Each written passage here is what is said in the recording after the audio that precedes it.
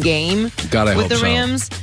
This is his 4th career playoff start, Goff is, and he's going against Tom Brady, who beat St. Louis Rams in that Super Bowl. It's a staggering amount of disparity in experience. Tom Brady's become an era unto himself. Yes. There will be in the NFL. It is a Tom Brady era. It's like the Tom Brady era. Yeah. It's 18, like 19. the Jordan era. It's going to be 20 years, yeah. Yeah, so finally, Todd Gurley is one of the NFL's most devastating weapons.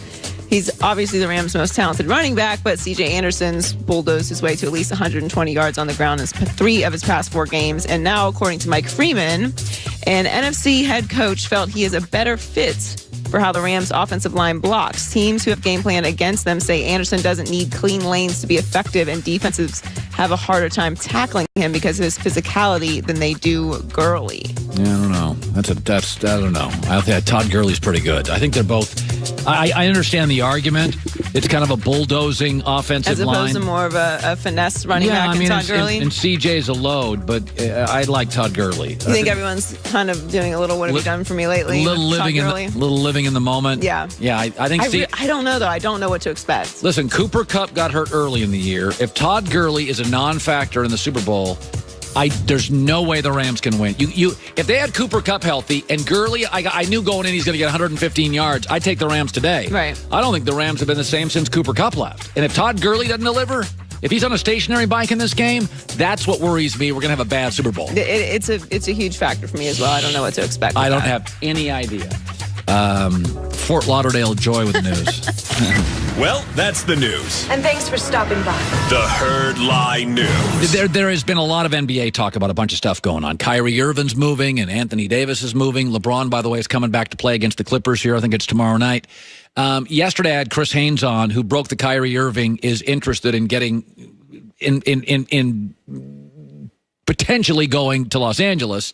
But Chris did say something during the show that I totally disagreed with.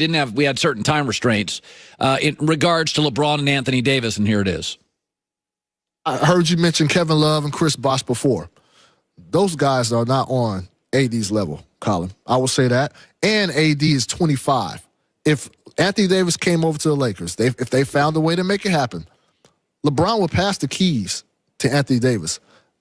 LeBron will play second fiddle to Anthony Davis. I do not believe that, and here's why. 95% of players in this league play. They just play. Nothing wrong with that. About 5% lead. Michael Jordan led, Bird led, Magic led.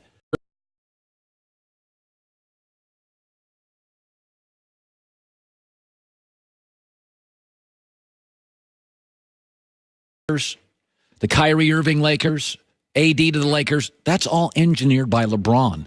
Clutch Sports. That's all engineered by LeBron. LeBron doesn't just play. He is a leader in this league, and the league's had a handful of. They had Jerry West. He was leading. They had, Bill Russell.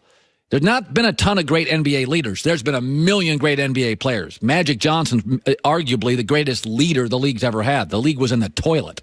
He and Larry Bird saved it. But I do not believe for a second, because LeBron's been out for 35 days, he's given up the baton. Never forget this. LeBron has played 55,000 minutes. That is 8th all time. Okay, he's going to lead the NBA in minutes. He didn't have time to waste. He's coming off an injury. Okay, he wants this AD thing to happen fast so he can get 25 or 30 games in with Anthony Davis, so when next year starts, they'll add another piece, which they will, and they're ready to roll. He didn't want to start with AD next year and figure 3.5 months figuring out if the chemistry works. So here's what happened. And this happened, Tom Brady got hurt and left for a year, and we forget about people. Don't forget, because LeBron's been out with not a major injury, but a more significant injury that was initially reported. When you miss 16, 17 games in 40 days, that's a real injury in the NBA for the best body in the league. But I don't believe for a second, because he's out of sight, he's not leading all these stories.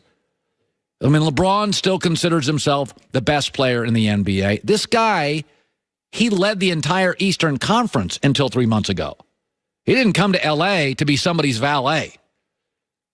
Anthony Davis is a great player. Show me his great leadership skills. He couldn't lead him to the playoffs with Boogie Cousins. Come on. 7 years in the league, 1 playoff win. One playoff series win. So I love Chris, but I still think sometimes what happens, players get hurt, players are out, and we just forget about them.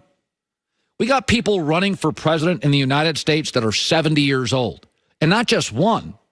You got Bloomberg, and you got Bernie Sanders, and LeBron's 34 years old. Let's not go crazy here. He is still, last year, statistically, the best player in the NBA by not just a little. Not just a little. Anyway, I was thinking about this. I just throw this out there. I'll get into it more later. It really is interesting, though. It is funny about how we hold our NBA stars near and dear to our heart. I'll give you an example. Statistically, Joe Montana in the Super Bowls is better than Tom Brady. 4 for 4. Brady's lost 3 of them. Joe Montana went 4 for 4 in Super Bowls. If you go look at their Super Bowls, Joe Montana's perfect. Joe Montana had a higher completion percentage. Joe Montana's never thrown an interception in a Super Bowl and has a much higher passer rating. But the minute Brady beat Atlanta, he won the volume game, and we just said, Joe, it was great knowing you. Tom's the GOAT. We didn't argue about it. It wasn't even on debate shows. It was understood. But yet, if you look at Michael and LeBron, LeBron has clearly surpassed Michael in the volume game too. But to suggest LeBron is better than Michael Jordan is sacrilegious. It's on my debate show, 17 times a year.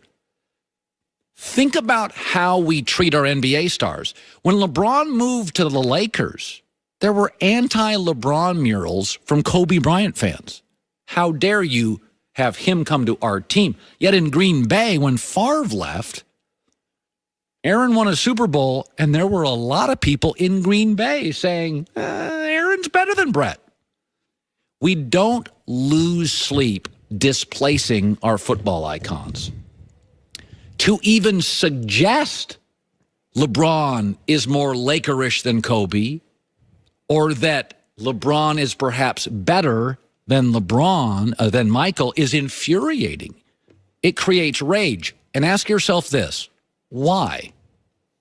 And I think the answer is very simple. We wear our basketball stars. We wear their shoes. We wear their gear. We invest them. We go to bed in the shirt. We play basketball in the shoes. Our basketball stars, the shoe culture is so powerful and so personal. It's almost like NASCAR. You didn't root for the driver. I'm a Ford guy. I'm a Chevy guy. I'm a Dodge guy. The drivers were replaceable. But hey, I'm Ford. You're Chevy. I draw a line. Basketball, we are deeply embedded in our stars. It's just a more intimate game, basketball is. Well, it's certainly marketed star over team. It's star, NFL's team over star. You can see the players that don't have helmets on. It's not about the shield and the name on the front. It's about the name on the back. We have relationships emotionally with our NBA guys. Yes. We wear them. We invest in them. We can see them. You want name to on the be like back. Mike when you go to a game. Like you feel Mike. like you could just reach out to and them. touch Mike. It's Yeah. it's a very different experience. We displace our NFL stars, our legends, very quickly. It's 2 different cultures. Yep, it is. Willie McGinnis, 3-time Super Bowl champ, NFL Network with the Patriots, will be stopping by next. If your big Valentine's Day surprise consists of supermarket roses, that would be a shame, and you'll be sleeping on the couch. Drugstore chocolates, I'd suggest that's not good enough. How about surprise her? Tommy John underwear. Redefining comfort for men and women. Feather light, moves with you, not against you. Moisture wicking, 6 million pairs. Men